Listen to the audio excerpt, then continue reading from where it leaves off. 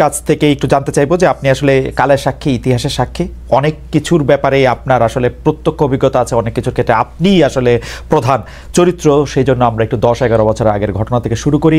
আপনি আওয়ামী লীগ সরকারের মন্ত্রী ছিলেন। সেই সময় আওয়ামী লীগ সরকারের থেকে আপনার শেখ হাসিনা, আমরা যদি এইভাবে বলি যে আপনার মন্ত্রিত্ব কেড়ে নেন, দল থেকে বাদ দেন এবং আপনাকে আসলে কারাগারেও যেতে হয়। উপর থেকে আমরা যেটি জেনেছি যে আপনি হজ, তাবলিগ জামাত তা নিয়ে কথা বলেছিলেন, কিন্তু ভেতর থেকে আমরা যা শুনেছি সেটি হচ্ছে যে আপনার প্রধানমন্ত্রীর পুত্র জনাব সজীব ওয়াজেদ জয়কে নিয়ে প্রশ্ন করা, সে সময়কার প্রধানমন্ত্রীর পুত্র সজীব ওয়াজেদ জয়কে নিয়ে প্রশ্ন করায় আপনার,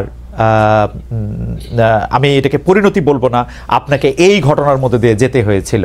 আপনি কি এই বিষয়ে কিছু বলবেন?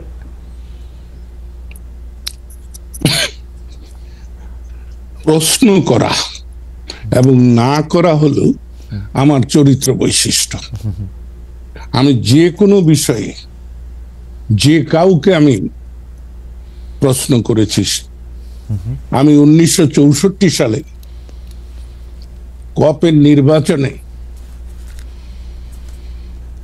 জনাব শেখ মুজিবুর রহমানকে প্রশ্ন করেছি এবং এমন কথাও বলেছি যে আপনি জাতীয়ভাবে যেমন গুরুত্বপূর্ণ, আমি আমার যত বয়স এবং অবস্থানগত কারণে আমি আমার জায়গায় তেমনি আন্তরিক, সৎ এবং নিষ্ঠাবান।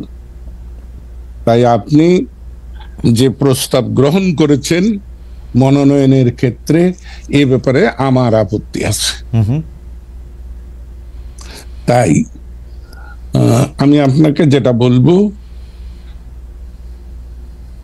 আমি জয় সম্পর্কে কোনো কথাই বলিনি এবং জয় আমাকে কোনোদিন কোনো কথা বলেনি। জয় তথ্য প্রযুক্তি মন্ত্রণালয়ের উপদেষ্টা ছিলেন, প্রধানমন্ত্রী, তথ্য মন্ত্রণালয়ের না, তথ্য যোগাযোগ মন্ত্রণালয়ের প্রধানমন্ত্রীর উপদেষ্টা ছিলেন। তিনি তাকে কি উপদেশ দিয়েছেন তা জানি না, আমাকে কোনো উপদেশ দেননি। বরঞ্চ আমি একদিন জয়কে বলেছিলাম বঙ্গবন্ধু স্যাটেলাইটের ব্যাপারে যে বাবারে এইটার কি করব। সে আমাকে স্পষ্ট করে বলেছিল যে বড় মামা, আপনি চায়না আর আমেরিকা সম্পর্কে সতর্ক হবেন। ওকে, চায়নাদের যে জিনিসটা দেবে সেটা নিশ্চয়তা নেই। ফ্রান্সের এই দুই জায়গাটা বিবেচনা করতে পারেন। তথ্য প্রযুক্তি মন্ত্রণালয়ের একমাত্র জয়ের সঙ্গে কথা, তবে যে কথাটি বলা হয় বাংলা ভাষায় কিন্তু অনেক রকম ব্যাপার আছে, সেটা বাক্য গঠনে। আমি বলেছি জয়কে, এ কথা আমি বলেছি, সেটা জয়কে প্রশ্নবোধক না। আমি বলেছি জয় হলো প্রধানমন্ত্রী শেখ হাসিনার পুত্র, জয় হলো বঙ্গবন্ধু শেখ মুজিবের দৌহিত্র, এই হিসাবে। কিন্তু চাটুকার খোসামতকারীরা শেখ হাসিনাকে কি বুঝিয়েছে আমি জানি না, এবং বিষয়টা কিন্তু এখানে না। ওকে ওকে, আমি একটু মাঝখানে একটু বলি। তার মানে হচ্ছে আপনি এটুকু প্রশ্ন করার জন্য আপনার মন্ত্রিত্ব চলে গেল আওয়ামী লীগে? না না না না না না, আমার মন্ত্রিত্ব ওখানে যায়নি। আমার আওয়ামী লীগ থেকে বহিষ্কার ওখানে হয়নি, হয়েছে কায়েমি স্বার্থবাদ। আমি শাসন ব্যবস্থায় আওয়ামী লীগের অভ্যন্তরে যে লুটেরা শ্রেণী, আমি নাম ধরে বলি, শেখ সেলিম, হাসনাত আব্দুল্লাহ, লিটন থেকে শুরু করে প্রত্যেকের সম্পর্কে আমি প্রশ্ন তুলেছি। শেখ হাসিনা সম্পর্কে আপনি কোনো প্রশ্ন তুলছিলেন? কার সঙ্গে? শেখ হাসিনা সম্পর্কে না, আমি শেখ হাসিনাকে সবসময় হাসতে হাসতে বলতাম, কারণ এক সময় তো তুই তুকারি করেছি। 50-এর দশকের শেষ 58 সালে আমার সঙ্গে পরিচয়, তারপরে থেকে আমরা আমার অভ্যাস অনুযায়ী তুই তুকারি করেছি। কিন্তু আমি যখন 2001-এর জাতীয় সংসদ নির্বাচনে ভোট ডাকাতির কারণে পরাজিত হই, তারপরে আমি সিদ্ধান্ত নেই যে আমি রাজনৈতিক অঙ্গনে থাকবো কি থাকবো না, নির্বাচনী ব্যবস্থার মধ্যে থাকবো কি থাকবো না, তখন আমি নিজে নিজেই ভেবে নেই যে শেখ হাসিনাকে যদি আমি তুই তোকারি করি তাহলে শেখ হাসিনা আমাকে কেন সম্মান করবে। তাই আমি তখন থেকে তাকে আপনি বলার শুরু। ওকে, আমরা সরি আপনাকে ইন্টারাপ্ট করার জন্য, আপনি ওই জায়গায় বলতেছিলেন যে কেন আপনার মন্তব্য চলে গেল শেখ সেলিম, হাসনাত আব্দুল্লাহ, আমি সেইটা বলতেছি। জি, সেইটা নিয়ে হ্যাঁ সব। জি, ওই যদিও তারা শেখ পরিবার দাবি করে, আসলে তো পরিবার বলতে কি নরনারী, তার সন্তান, বৃদ্ধ পিতামাতা থাকলে তারা, কিন্তু এরা তো শেখ পরিবারের আত্মীয় স্বজন।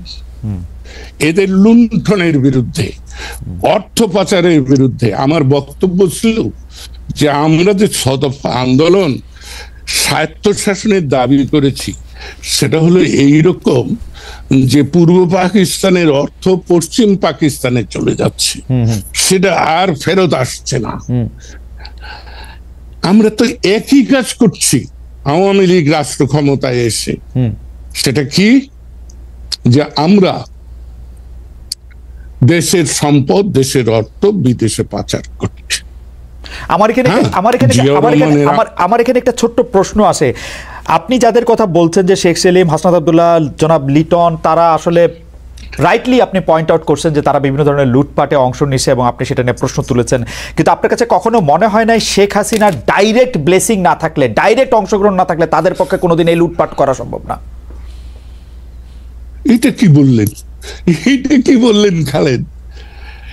আপনার যদি ইচ্ছা না থাকতো তাহলে আমি কি আপনার সঙ্গে এই মুখোমুখি সাক্ষাৎকার দিতে পারি? না, না।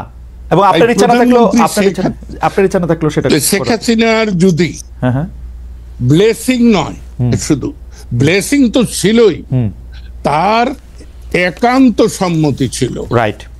এবং এই ব্যাপারে আমি ছেলেটিকে পছন্দ করি আর না করি, সোহেল তাজ সে কিন্তু এক সাক্ষাৎকারে বলেছে যে আপা আমাকে বলেছিল যত পারো অর্থ জোগাড় করো। আমি কিন্তু শেখ হাসিনা সম্পর্কে আমার খুব উচ্চ ধারণা ছিল।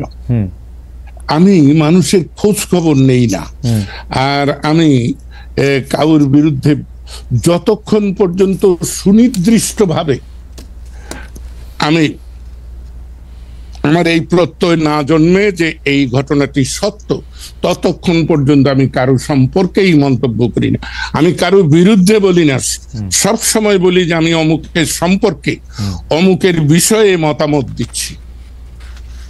তো আপনাকে বলি যে আমরা যখন আমেরিকায় যাই তার দুদিন আগে বাংলাদেশ আওয়ামী লীগের কার্যকরী কমিটি এবং উপদেষ্টা কমিটির যৌথ সভায় আমি প্রকাশ্যে এদের বিরুদ্ধে